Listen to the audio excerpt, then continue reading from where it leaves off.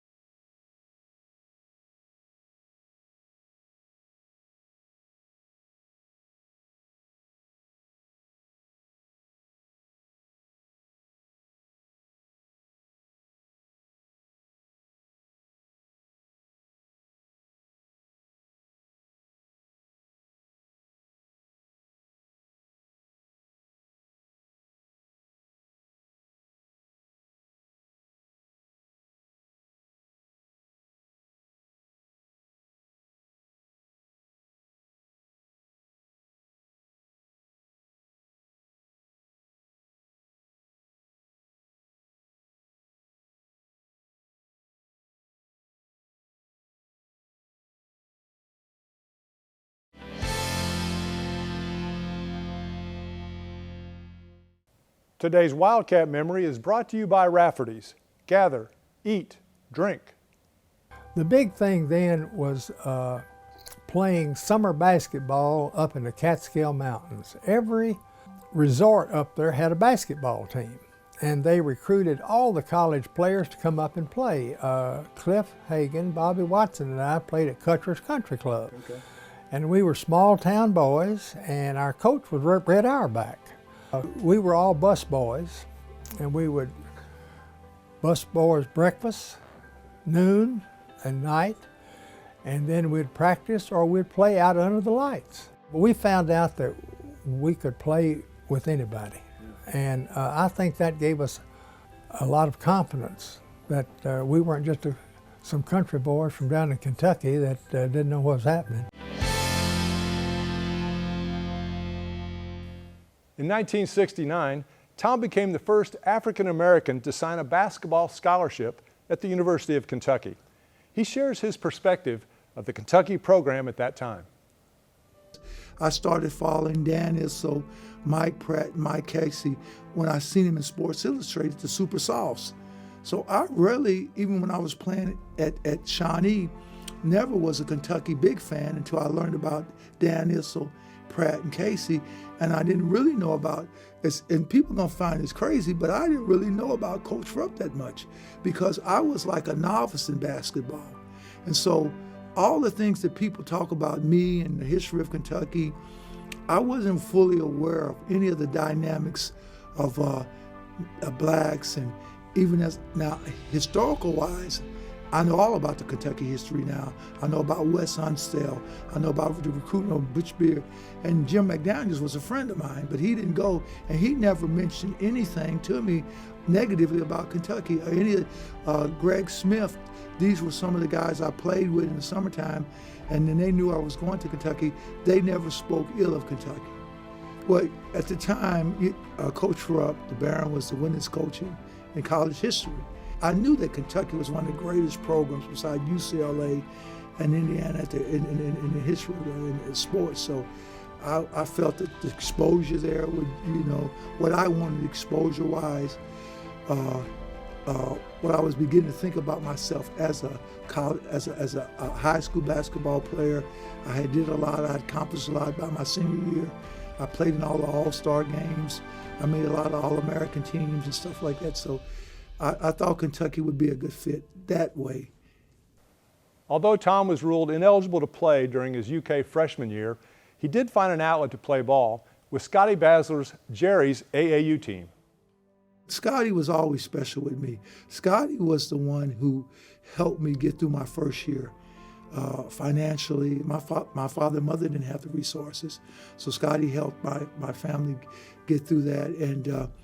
And it was a year of hard knocks. I played with a lot of older guys. At that time, the AAU were older guys, ex-college players and stuff, and they knocked me around a lot. But it helped me become the athlete that I became my sophomore year. As the 1970-71 season began, Tom worked his way into the starting pivot role alongside UK veterans Mike Casey, Tom Parker, and Larry Steele. Tom posted impressive early season numbers, averaging double digits in both points and rebounds on a Kentucky team ranked in the top 10. As the schedule moved into SEC conference play, the realistic challenges of traveling to away games in the South took their toll on Tom and his teammates. Well, the South was all like just what people believe about it and more, as far as in my mind. And I think that's where a lot of my psychic damage began to happen. You know, the heckling and stuff, the things that they would say, the things that they would do. One of the worst places was Tennessee. They really were on me. They was really on me, really bad, terrible. Right today, I wouldn't go through Knoxville if you threw me through Knoxville. You know, I've always just hated Knoxville, Tennessee. But yeah, the South at that time, you remember now that there was only 2 African Americans in the SEC playing at that time, me and a guy at Auburn, Alabama named Henry Harris. And a lot of people don't know that guy ended up committing suicide. You know, they talked about some of the things that he went through, and he ended up committing suicide.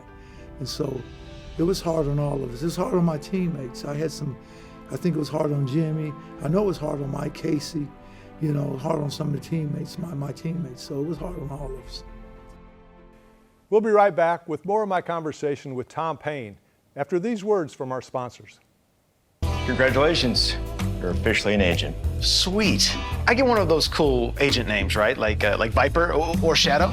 Well, Wayne, we're thinking you go by Wayne? Oh, yeah, Wayne's fine too. With Kentucky Farm Bureau Insurance, there's an agent in every county who's involved in the community, which means you'll know your agent by name. In this case, Wayne. I got it. What about 006? Kentucky Farm Bureau Insurance. Big on commitment. The coal industry's had a big impact on my life. My grandfather was a coal miner, my father was a coal miner. Coal is the largest driving force in our local economy. Have you ever wondered why developing countries don't have the same water and air quality we do? That's because affordable and abundant energy dramatically improves environmental quality and climate safety. You know, I want that for my daughter and her kids as well. That's why I'm a friend of coal.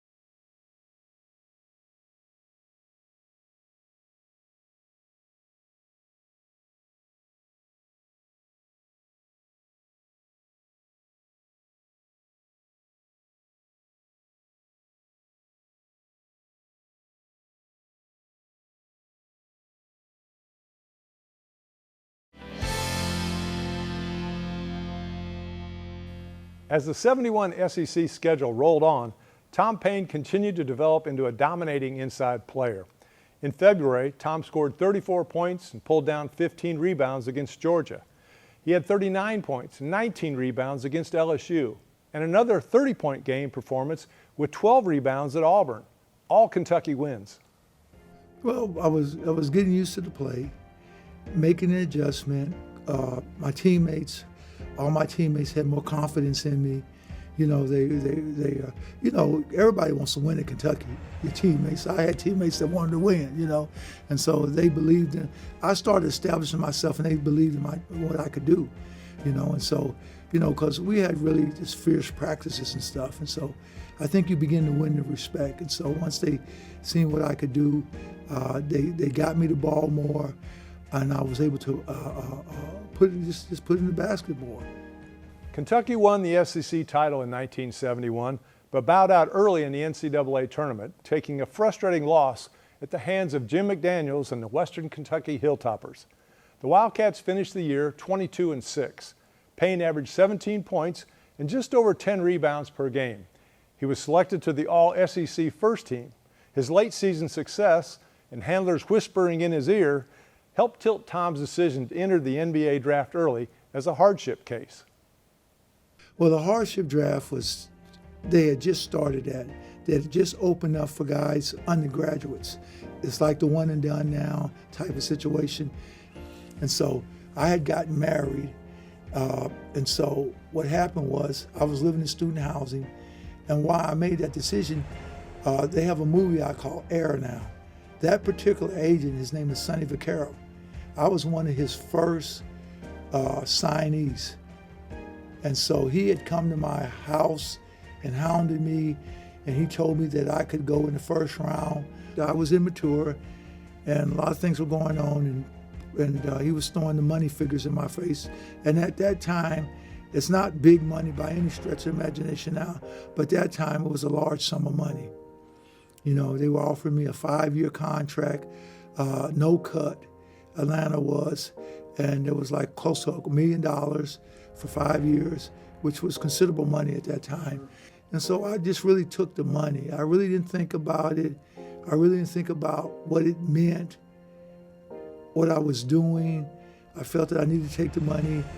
And I didn't know how to evaluate legacy. I didn't know how to sit down and think about the long run and what I could accomplish, what it would mean for other people coming behind me if I continue to do well and everything else. So, you know, I didn't have that kind of mindset that I obviously have now, you know, that I obviously understand, that I obviously try to instill in other men now, young men now. Tom was selected second overall in the hardship round of the 1971 NBA draft by the Atlanta Hawks. We discussed his introduction to the NBA as a 21-year-old professional basketball player. Oh, like I always tell, it's a hard thing to talk about. It's totally unprepared. You know, the money sent me on another way because I had the new cars. I was ripping and running, doing nightclubs and staying out and not taking, I never was a drinker or anything like that, a drug abuser, but I was just out in the streets all the time. And so being perfectly honestly, I wasn't honing my craft. I was totally unprepared. You know, it's just an honest admission, you know, to what it was. And I wasn't a professional, you know, what I would teach a young man today to be. I wasn't a professional. I didn't know how to be a professional. At this point, Tom's life took a dismal turn. He was incarcerated and served time in prison for felonies committed in both Georgia and Kentucky. Upon his release, he moved to California in 1983. I wasn't a dumb kid, but I was an unconscious kid. You know, they used to say, Tom, you're young and you're dumb. You know what I'm saying? You're young and you're dumb, you know. You know, so yeah, so what I mean by that is when we see athletes sometime, and because I was an athlete, and we see them make some of the mistakes, and we say, God, that's a dumb mistake. How is that guy with all that money making that mistake? Why ain't he doing something better than what he's doing? Well, I hate to tell you this, but just because he has that money, don't mean he's prepared for the place that he's in. We'll be right back with more of my conversation with Tom Payne after these words from our sponsors. It's a place you know. It's people you trust. It's welcoming, like a friend. It's a place of volunteers. A place of givers, movers, and shakers. Friday night lights and Saturday yard sales.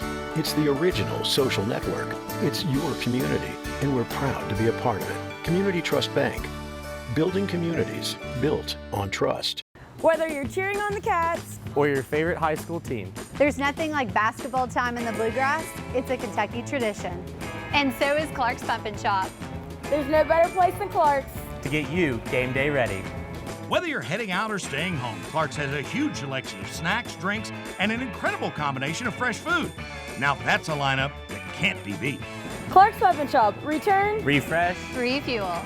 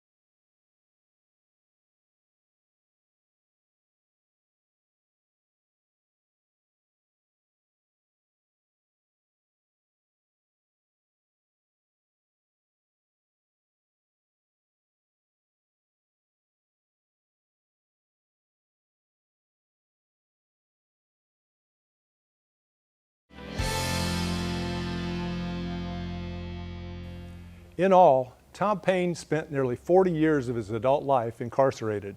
He was released in 2019. Tom is now committing the rest of his life to helping you steer away from the troubles he brought upon himself during his early life. And I do it through a faith-based approach. I do it through biblical principles.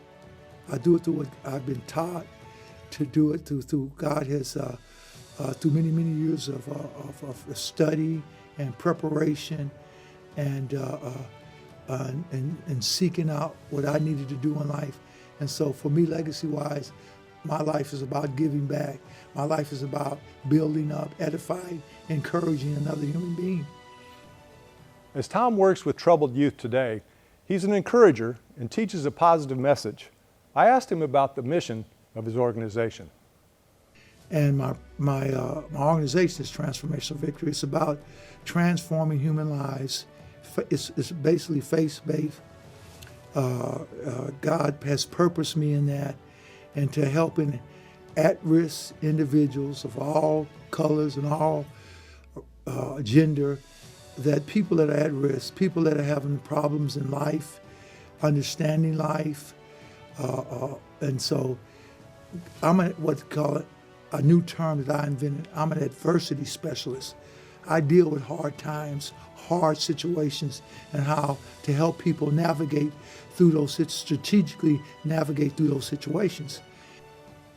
I know this interview was not easy for Tom. I learned a lot about his journey and the man he's trying to become. I felt it was important to open the floor and give Tom the opportunity to share his thoughts about where he is in this stage of his life. I wish my mother and father were still here. There's a lot of people that have been very supportive of me in Lexington. There's a lot of people that have been very supportive of me. I've been embraced back here. I've been loved on back here. I just can't tell you what it means to my soul. I don't want to get emotional, but it means it just has tremendous value to my soul. in healing. I just want to come back and be able to be of value to the state of Kentucky, bring some of my programs back, help the faith-based community here. If there's anybody that wants to work with me in the Dream Warrior program for young people, me and Janet would be more than happy to come back, set it up, help you with it, work with you on it. I want to come back to the prisons here and with Jim and some other men and go into the prisons and talk about reconciliation and redemption, because a lot of people don't know what reconciliation is with the races. We have to start understanding that we have to stop seeing each other from the veneer of our skin and from the merit of what King said, our heart, and so I want to be able to do that. And so it's very important for me to be able to contribute to this state and help in the evolution of the state, the growing of the state, the progression of the state, as long as I'm here on this earth. You understand, the state means a lot to me. This school means a lot to me. When I was young, I didn't know it. I realized the gift that I have. I realize right now what it means to have been the first African American here. I realize what it means to what I did that one little season. That little season meant a lot to a lot of people. It changed a lot of people. So I realize these things now. So I just want that opportunity to come back and be a benefit and be a blessing and be an encourager to the state. So if anybody's listening, give me that chance. Tom Payne will always carry the distinction of being the first African American to sign a basketball scholarship at the University of Kentucky.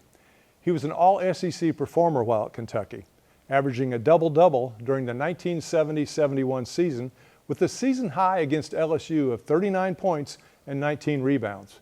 He played only one season at UK before selected by the Atlanta Hawks in the NBA hardship draft after his sophomore year. Unfortunately, Tom's professional career ended after one season, and a series of bad choices followed, to which he served time in prison to pay for his criminal behavior. Today, Tom practices a daily campaign of encouraging troubled youth to become champions in their everyday lives.